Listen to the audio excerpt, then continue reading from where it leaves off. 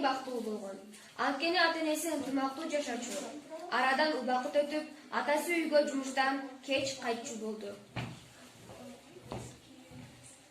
Кайда жүрдүң? Эмнеге мынча кеч келдиң? Машинам бузулуп кеткен. Бул сөзүңдө калп экенин жүрөгүм сезип турат. Болду, жетишет. Дайым Эмне деп атасың, андай дебелчи? Жок, андай дебелчи. Кайда барасың сен?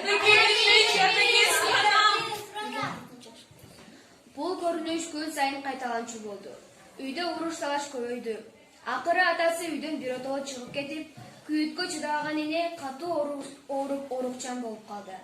Байкуш кыздар төртөөсү төрт жака бөлүнүшүп, туугандардын колунда калат.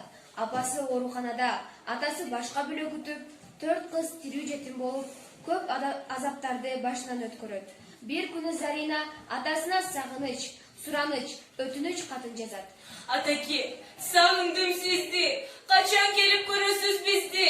Азапты тарттык аябай, а сиз болсо жүрөсүз бизди карабай.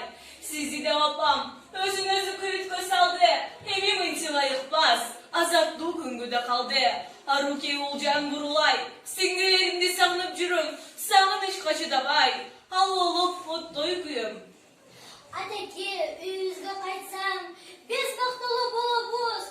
Адеттүү кыздардан болуп, жакшы аткан кунубуз. Атаки, жаным апам, аклас келечегим, таштабай кайра келчи, жараткан тилегимди берчи. Атам, апам, эчелерим, дайыма бирге болсо экен, үйүбүздө ар дайым кут берекет болсо экен. Тагдырдын таштак жолунда Зарина зарлап ыйлады. Кош айтышып бул дүйнө менен о дүйнөгө сапар алды. Заринадай турмуштун азабын таткан болбосун. Ата-энелер ар дайым өз балдарын колдосун.